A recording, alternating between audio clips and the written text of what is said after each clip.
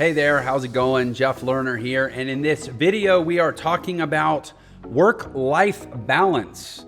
How to achieve it, can you achieve it?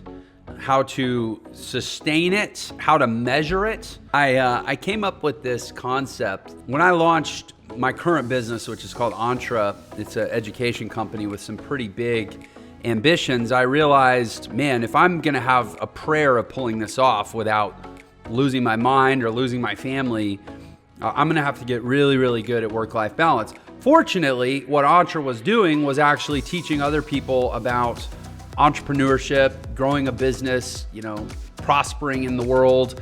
And so it was gonna be important for our students to maintain work-life balance too. So it was gonna serve a dual benefit for me to develop this theory around balance, what I call balanced excellence.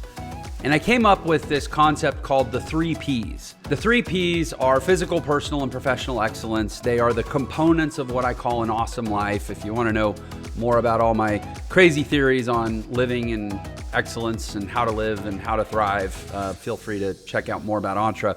But in general, I'm going to say, for purposes of this video, that I organize life into 3 buckets, or you can think of it as a pie that has 3 slices: physical, personal, and professional.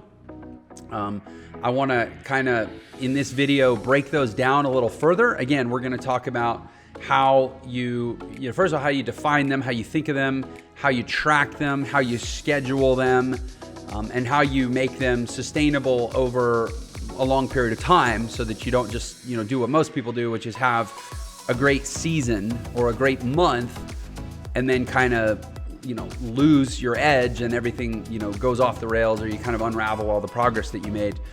I have found this 3 Ps way of thinking to be a sustainable framework for really achieving what I think people mean when they say work-life balance. Certainly it's worked for me.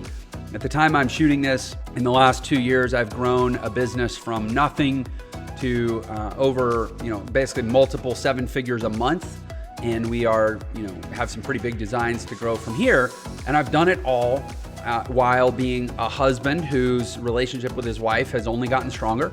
I'm a dad. I have 4 kids, and our relationships have just continued to deepen and thrive through the last 2 years since I developed this framework. I'm 41 years old, and I'm in the best shape of my life. I'm also getting to explore my passions and my hobbies. I used to be a professional musician, and I still love to play the piano. I have time to do that. There's a way that you can do it all, but it's hard, and it requires discipline, and it requires a commitment to a disciplined way of thinking, not just doing hard things like lots of push-ups and running mile after mile. It's a discipline in the mind as much as with the body. So I want to take you through my framework for achieving work-life balance, the 3 Ps of excellence, or the 3 Ps of an awesome life.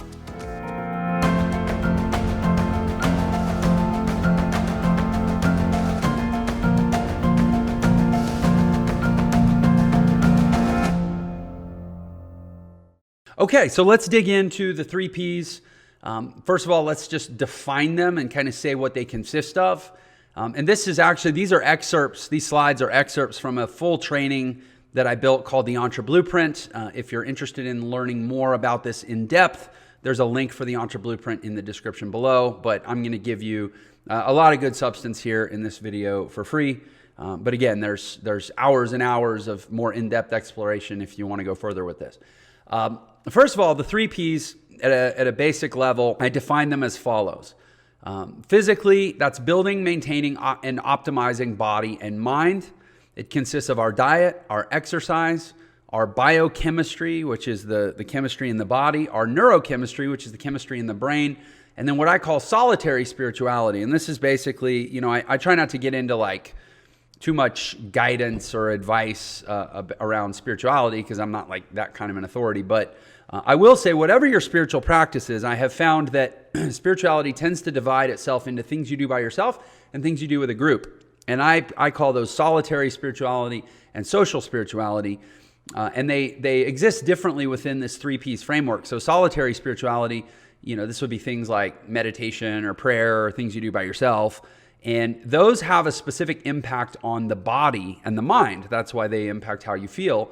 And then social spirituality, which we'll talk about in the next section, that's actually more around relationships and a communal feeling. And so I put that in the personal category. So physical, building, maintain, and optimizing body and mind, not just the body, which a lot of people, kind of leave out the mind when they think physical, consists of diet, exercise, biochemistry, neurochemistry, and solitary spirituality.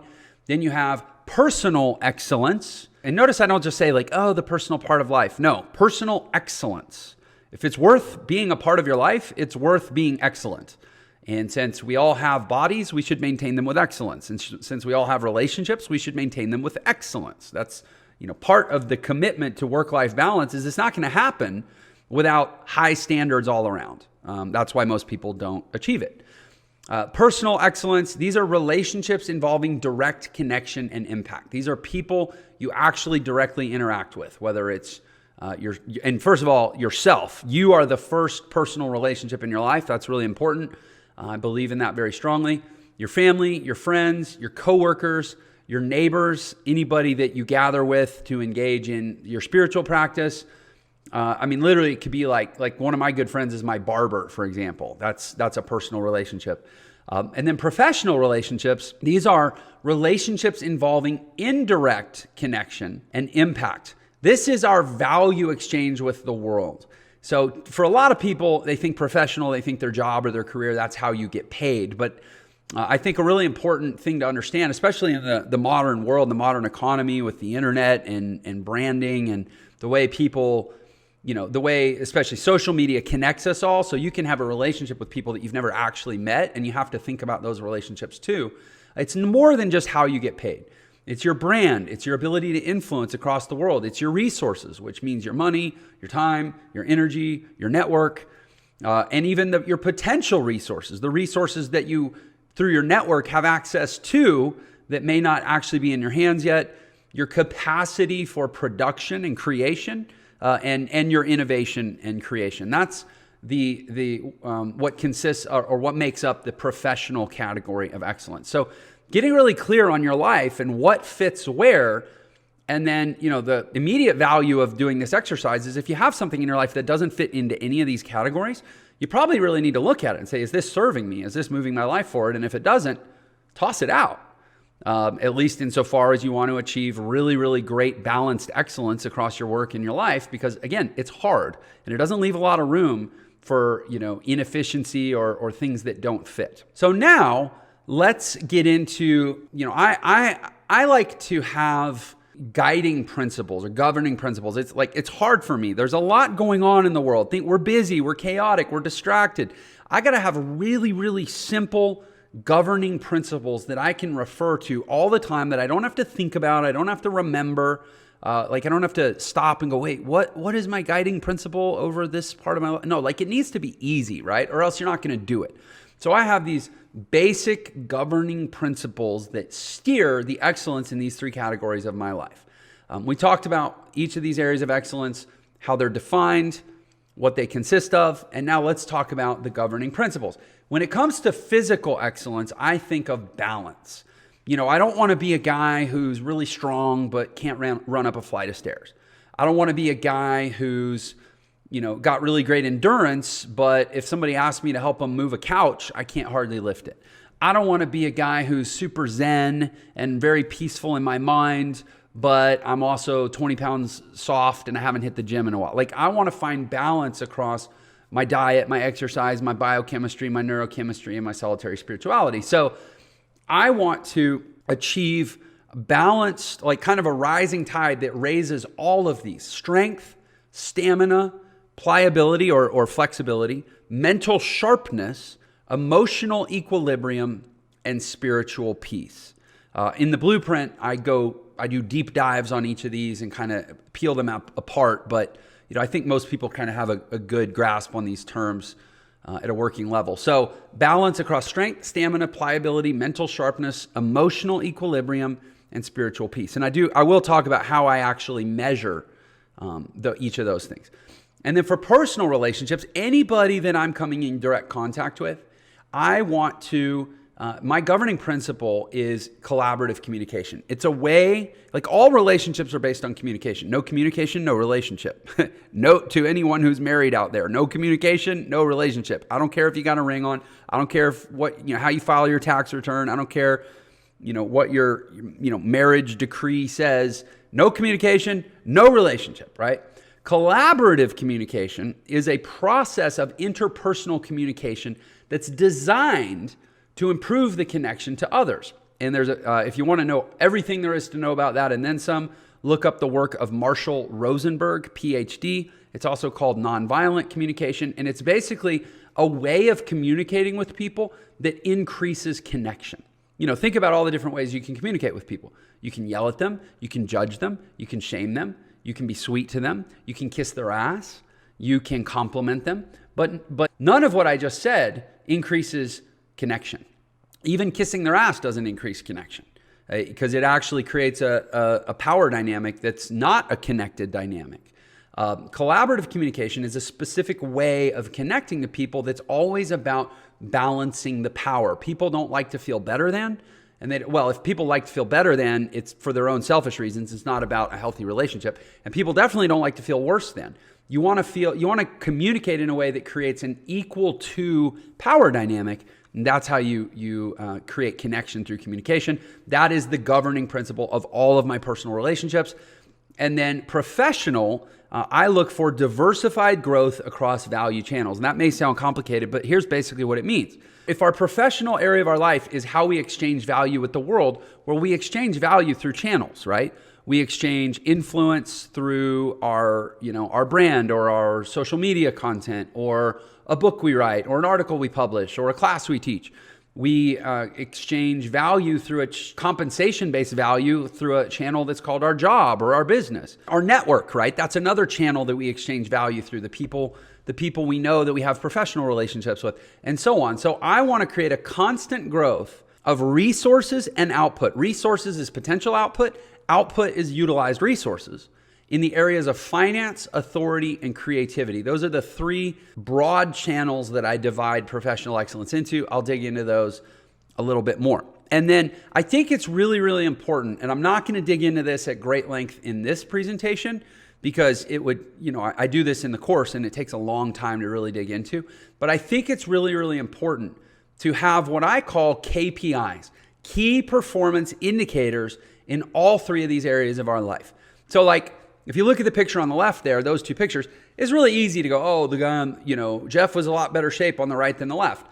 That's an easy one to KPI. But remember, if our standard is balance, strength, stamina, pliability, mental sharpness, emotional equilibrium, and spiritual peace, this picture doesn't actually tell us much about all of that, just about maybe body fat, right? And then personal KPIs, when you're talking about your relationships with yourself, your family, your friends, your neighbors, people you congregate with, how do you measure that? You have to, what gets measured gets treasured. If you don't have specific metrics and ways of measuring progress in these areas, then you're just kind of going off of feelings. And feelings are a horribly unreliable way of living your life, right? I mean, most of us have lived by feeling up to this point, and that's probably, and the result is that we're online watching videos about work-life balance, and I had lived by feeling for a very long time until I got really intentional, read a bunch of books, got a bunch of therapy, hired coaches, invested in consultants, did a lot of work on myself, the most important personal relationship, and figured out I got to have governing principles, I got to have key performance indicators, I got to have a way of measuring and optimizing my own life, or else I'm just leaving it to feelings and chance.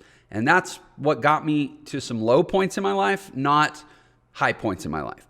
And then professionally as well, most people measure the professional area of their life with money. You go, well, how big is my bank account? How big is my paycheck? But that doesn't speak to the real grounding principles of growing a business, building wealth in this world, growing your impact and your influence, where it's about the law of the farm. It's about planting seeds. It's about reaping and harvesting cyclically over long periods of time, where you got to have key performance indicators that are more comprehensive than just saying, well, am I rich yet? And so forth. So again, I dive into great detail in the Blueprint course, but suffice to say for this video, come up with some ways of measuring physical balance across these categories. Come up with a concept or a measuring stick for the health of your relationships and the way that you communicate based on that power balance that I talked about. And then look at what your professional excellence consists of, the professional area of your life, and actually come up with a way of measuring them based on finance. Finance is the money piece. Authority. Authority is just as valuable as money in this world. Lack money, but you have authority? Great. Go sell something. Go publish something. Go recommend something. Go offer your services as a consultant. If you have authority, it's easy to get money. And creativity, similarly. If you're a creative person, if you're known for innovation and coming up with solutions, it's also really easy to get money, and it's also really easy to build authority, right? But come up with ways to measure these areas of your life. So now let's jump ahead to some hacks, some ways that you can. I have found this is going to be pretty specific to me, but these are the hacks that I've come up with to really optimize these areas of our life. Physically, you'll notice there's a little picture there. I know it might be kind of hard to see, but those are my vitamins. So a little bit of planning and preparation goes a really long way. So every 4 weeks, I organize all of my supplements for the entire 4-week period. And man, it makes it a whole lot easier to stay in optimal health. And every day I just put it in a little baggie. I think you can see on the camera here. I just carry this little baggie of vitamins around with me throughout the day. And by the end of the day, I got to have them taken. And that's a system. It's about creating these systems and processes in your life that reduce the amount of thought that you have to give to these areas of your life. So physically, I found I wake up at 3:30 every day. In the next section here, I'm gonna actually show you my calendar. You'll see how that plays out. I do intermittent fasting, so I only eat for 8 hours a day, which optimizes my metabolism, regulates my energy, and it gives me 16 hours a day that I don't have to mentally deal with preparing or consuming food. So it just frees up time. I maintain a strict macronutrient ratio of 60% calories from protein, 30% calories from fat, 10% of calories from carbs. That's just my ratio. Anybody can make their own. Basically, I operate under what's called IIFYM if it fits your macros. So for me, I'll eat as long as it's consistent with those ratios. I'll eat whatever. Meditation, prayer, and art. This is about, if you go back to these categories, this is about mental sharpness, emotional equilibrium, spiritual peace. It's also about the creativity piece of the financial channel. For me, I used to be a professional musician. I still need to play the piano every single day to feel mentally optimized. I do 5-minute meditations here and there. Supplementation, I think about, there's gap supplementation, which is go get tested and find out what you're deficient in. But then there's supplementation for optimization, which is getting to an ideal state, not just an adequate state. I'm pretty intentional about that. Hormone balancing, I'm 41. I see a doctor at least twice a year to keep my hormones dialed in where I want them to be. It affects everything else in my life. At a personal level, I have found that man, this has been such a breakthrough. Airing or leaning towards one-on-one engagements rather than groups, especially with my family. Obviously, I love being with my whole family. We have celebrations, we have holidays and so forth. But to really build those relationships, you enjoy the relationships in groups, but you don't really build them. To build those relationships, you got to peel off one-on-one. So I create very intentional one-on-one engagements and experiences with people that I want to have deep, high-impact relationships with. That, for my family at least, shows up as dates. And I'll show you my calendar. My wife and I go on a date basically every day. My younger children, we have scheduled weekly, effectively dates. But then even my older children, I take them on a one-on-one date at least once a month. And the key thing there is no screens. Nobody's looking at their phones. Nobody's bringing a digital device. We're not watching TV. We're not going to a movie. We're doing something where we interact. I try to, and this one I'm not perfect about, but I am pretty intentional. I have reminders set on my phone to basically send a friend a text message every day. And I just pick it up. I talk it into my phone. And it's actually part of my gratitude practice. Usually some element of that is just telling people that I appreciate them. But I think it's really, really important to write down your gratitude. Again, for me, make it tactile, make it something that you reinforce through physical activity, and to share it. Don't just keep it to yourself. Share your gratitude with the people that you're grateful for.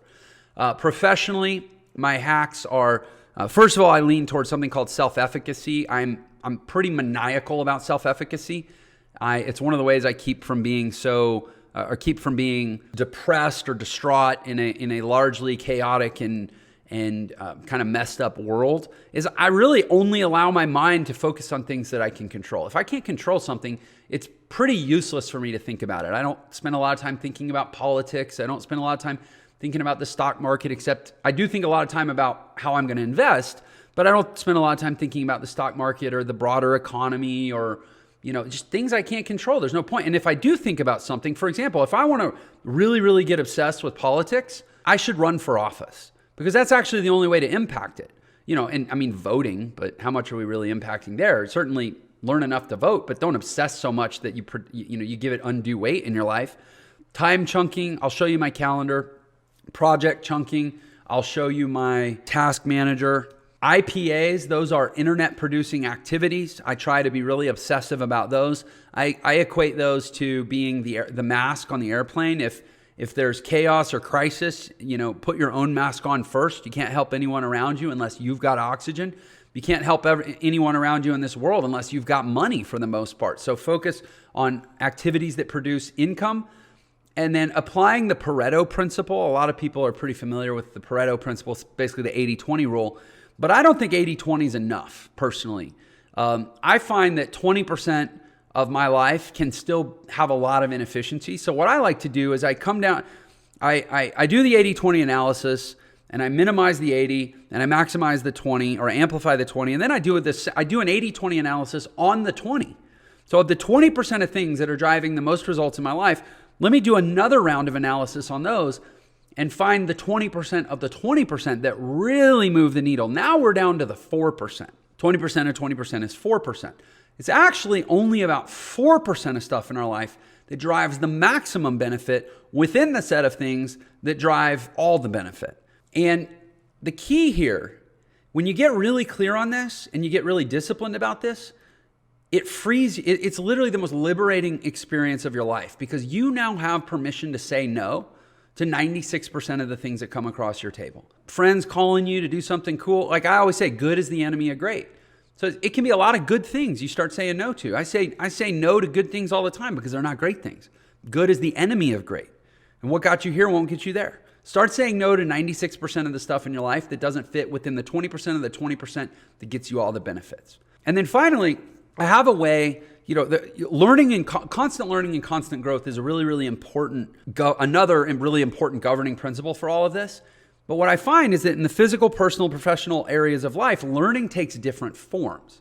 So I like to check in on myself periodically and make sure that I'm learning through the most effective formats in these different areas of my life. And physically, that means experimentation. It's like being a scientist in your own life. If we go back to my hacks, my eating window, my wake up time, my macronutrient ratio, my when I work out, everything. Those are all things I arrived at via experiments. There's no handbook that tells you how your life is going to look for maximum physical excellence. You have to learn through testing, like a scientist, right? Now, personal learning, those are kind of experiments, but they're interactive experiments. They're conversations, they're connections, they're really frank, vulnerable conversations where you go to one of your kids and say, listen, I love you. I want the best for you, but selfishly, I want to be close to you. What am I doing that pushes you away? What could I do for you that would make you feel more accepted, more validated, more comfortable, or with me in your life in a deeper way? And have, these are interactive conversations you have to have. And that's how I learn personally. If I'm, reading books is great, but if I'm not interacting with people, I'm really not learning and growing in terms of my personal relationships. The thing about professional excellence is it's the slowest to build. You can start hitting the gym and see massive results in 30 days. You can change your behavior. Start taking your wife or flowers every day for a month and see how much that changes the dynamic of your relationship. But professional, really building massive value exchange with the world, making lots of money, having a big brand, creating lots of authority, it takes a lot of time, which means you can't learn and grow and develop it through singular activities. It has to be things that are done consistently, which means professional learning can only operate within a framework of habits. So you're not worried about changing your activities. You're worried about changing your habits and then giving them enough time to give you the feedback that actually results in learning. Those are my frames for how I make sure that I'm learning effectively in these areas of my life. Okay? Now, the next thing I want to share here is my calendar. So this is my actual upcoming calendar for this week. So the thing you'll notice is wake up every day at 3:30, and by 8 o'clock in the morning, I've already made significant inroads on physical and personal excellence. And that's the big thing I found is, I'm trying to build, I'm the CEO of a company that has, basically about 100 people that make it up between employees, contractors, and, key vendors and stuff. So I've my work takes most of the day every day. So if I'm going to really build physical and personal excellence on top of it all, I got to cram a lot in the mornings and be very, very disciplined about my morning. So I wake up at 3:30. That's when I do all my stuff like organizing my meals for the day, putting my vitamins in my little baggie, just kind of tending to any little things. Sometimes I'll do a little bit of like a quick meditation in the morning if I'm not totally dialed in. I might read something if there's, if I'm feeling it, or listen. Sometimes I'll just listen to an audiobook while I'm doing kind of my daily prep. And then I'm at the gym by 4:30. And from 4:30 to 6, I listen to audiobooks. There's something you can do called habit stacking, which is where you stack non-competing habits. Like obviously you can't be spending quality time with your wife and working on a report that, for the next day at the office, right? Those are competing habits. You can't stack those. But I have found I can stack exercising and lifting weights at the gym with listening to an audiobook. So I stack those habits from 4:30 to 6. A lot of times also while I'm doing my cardio at the gym, I'll also send messages out to my mastermind group, or I'll write like a social post or an email I want to send out that day. So I stack non-competing habits that I can simultaneously achieve with available resources. And then from the gym's about 5 minutes from my office. I jog to the office and I practice the piano every day religiously from 6 in the morning to 7 in the morning. I find that if I start missing too many days on this, not only does my piano skills get rusty, but mentally I get kind of anxious and frustrated because I'm not putting that expressive, artistic, creative energy out into the world. So every day from 6 to 7, I do that. Then I jog back to the gym. And so I guess around 6:50 every day, I jog back to the gym. 6:55, I'm in the car. 7:05, about 7:10, I usually stop and grab my wife flowers on the way home. And then by around 7:10, 7:15, I'm home. And I do breakfast. I do the morning routine with my kids, including I take my one daughter to the bus. I see my other daughter who's 4 when she gets up.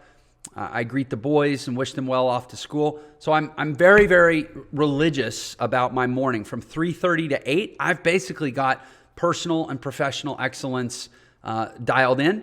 The other thing is every morning I get some quality time with my wife. She's usually at the gym. She doesn't come to the gym with me at 4:30. She's usually at the gym towards the latter part of this. And when she gets to the gym, I spend that last segment of time at the gym with her. Whatever she's doing, I do with her, because it's not about the workout. By that point, I've already gotten a decent workout in. It's about the quality time. I actually have a daily date with my wife, and then we get up a little later and always work out together on the weekends. So a lot of people talk about date night with their spouse. I have a date every day here at the gym, and then here again during family morning, and then every evening as we go to bed. So I'm really, really methodical about spending that quality time with my wife. And then you can see I have all the work stuff that plays out and so forth, and that's all pretty well structured. But then the other things I'll show you is that I do every Thursday, the nanny takes all the kids and we have a date night, a true date night once a week. I also have a slumber party every Wednesday night with my older daughter, just because she's at an age where that connection with her dad's really important. I also take my younger daughter to bed every night at 8 o'clock. So I'm just, it's all scripted. There's no accidents. There's no chances. There's no hoping that things go well, because hope is not a strategy. And then I mentioned showing you my project list. I'll show you this briefly. But basically, so I have in my project queue, these are the things that I'm supposed to do as I'm able. These are the things that I have to do as soon as humanly possible. These are my rocks, my every 90 days. These are the the overarching priorities for the 90 days. And my goal is always to get at least 2/3 of these rocks accomplished every 90 days. These are tasks that are in progress, meaning I've already started them, but maybe they're waiting on something else. These are things that I've completed. I move them over here and then eventually I archive them. These are ideas of tasks that are not ready to undertake, but I don't want to forget them. And then these are things that I assign to my assistant. And these are things that I want to start, but I can't start until somebody else does something. So again, I'm just very, very methodical about this. I think that's it. I think that's all I got on how to achieve work-life balance. Again, it's different for every person. Like I don't pretend to be some guru authority for everyone, but I can tell you this has worked really, really well for me, and that at 41 years old, I have the best business I've ever had in my life. I have the most closeness with all the people that I love and are important to me in my life. I'm in the best shape of my life. I'm creatively fulfilled. I get to make music every day. Like, it is achievable, but the key is, I'm going to go back to this. Saying no 96% of the time to 96% of the crap that comes your way that may even be good, but it's not conducive to great. All right, thanks. Listen, if you've enjoyed this, I hope you'll give this video a like. If you want to learn more about my channel or just get more videos, I am committed to building a channel here that is worth more than $250,000 Harvard education when it comes to saying, hey, I want to be prosperous and successful in this world. Frankly, I think I've already achieved it. I'm at almost 400 videos at the time that I'm publishing this, but I'm just going to keep adding more and more. Feel free to subscribe if you want to get those videos. And again, this is all from a course called the Entre Blueprint. If you want to go into much more depth on these subjects, feel free to grab a link to the Entre Blueprint in the description below. Thank you for your time. Leave me a comment or question if you have any thoughts. I love interacting with my audience, and I look forward to seeing you on the next video. Take care.